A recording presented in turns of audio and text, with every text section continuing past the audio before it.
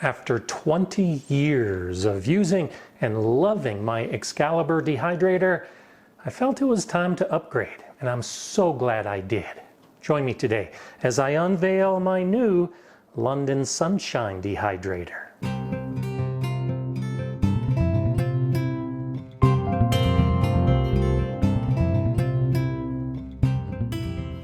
Hi, I'm Gardener Scott, and this is a piece of my teriyaki jerky. I wanted to test these models side by side, making one of my favorite things to do in a dehydrator, teriyaki jerky. And I'll talk more about this as we proceed and as I look at these two models side by side. The first thing I noticed when I unboxed my London Sunshine dehydrator and then started setting it up to run the jerky test was the volume level of the dehydrator. Here's what it sounds like with the Excalibur. Now, that's not terrible, and I've learned to live with it for more than 20 years, but this is the kind of thing that when I was making dehydrated products of all type, I knew the dehydrator was running. I'd have to talk on the phone in another room. And here's what the sound of the London Sunshine is. Much quieter. In fact, while I was dehydrating, I didn't even realize I was talking on the phone, and the person on the other side could hear everything I was saying. This classic Excalibur dehydrator has 4 trays, and there's this plastic mesh that rests on each of the trays. Now, to dehydrate anything, I need to use this mesh. I also have these silicone sheets, and so when I make fruit roll-ups and things that have a lot of liquid, I have to use these sheets on top of the mesh. This London Sunshine has 6 metal trays, and these trays have a grid of stainless steel. I could actually dehydrate directly on this. Then there's the plastic mesh that goes on top of it. For doing fruit roll-up and foods with a lot of liquid, there's a tray that will actually capture all of the liquids. The footprint on this London Sunshine is noticeably smaller. I always had to have quite a bit of counter space to put the Excalibur.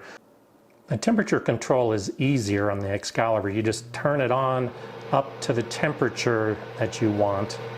And I like this cheat sheet. These are reference temperatures for many of the things we dehydrate. It only goes up to 145, and for jerky, that's what they recommend. The London Sunshine is electronic, so you have to touch it a couple times. The temperature you can set in a number of different settings in 9-degree increments, all the way up to 167. And then the time you can set, and this will actually turn off the dehydrator. You can set it as high as 24 hours. These two things are important and big reasons why I like moving to the London Sunshine dehydrator. Most of the recommended temperatures for making jerky are around 160 degrees Fahrenheit, well within the parameters of the London Sunshine, but well below in the Excalibur. And so all these years I've been making jerky, I would have it set up to 145, and I would run it for an extra long time just to make sure that it was fully dehydrated. Now I don't have to worry about that as much. And particularly on those nights when I was making jerky, there really wasn't a good way to have this turn off. So often in the middle of the night, I'm down in the kitchen checking on things like jerky to see if it's dry enough yet. Now, once I figure out just exactly the sweet spot of all the things I dry, I can just set the timer and go to bed and not worry about it. When I make my teriyaki jerky, I leave it in the seasoning liquid for a couple hours. And then when it's ready to put into the dehydrator, I pat it dry. It's still pretty wet. For the test, I put half of the meat in this dehydrator and half of the meat in this dehydrator.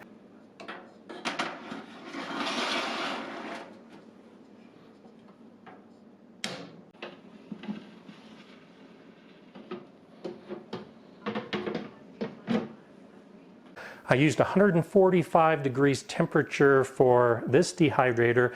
This one doesn't have a 145 degree setting, so I did use 149.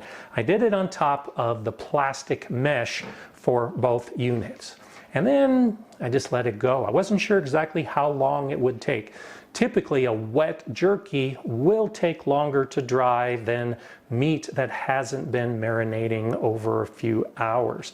At the 4-hour point, it still needed more time. At the 6-hour point, it was getting close, and both units were drying it essentially at the same rate. I couldn't tell any difference.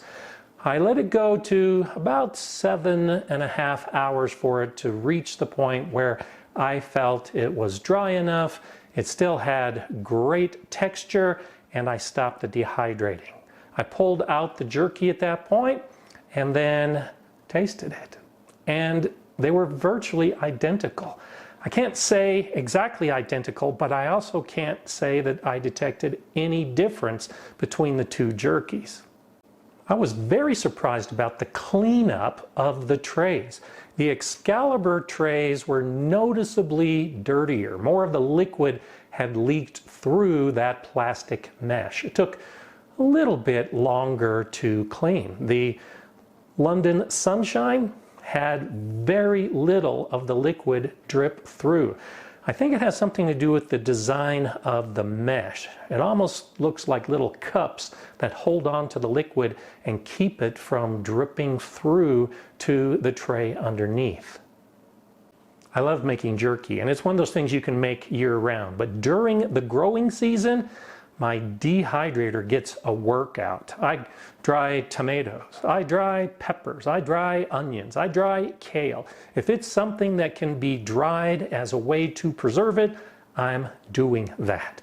And I've been very happy in all of these years with the Excalibur, but I'm really excited about using this London Sunshine. I think the ease of programming and the ability to walk away is really going to make it something that is easier for me to use.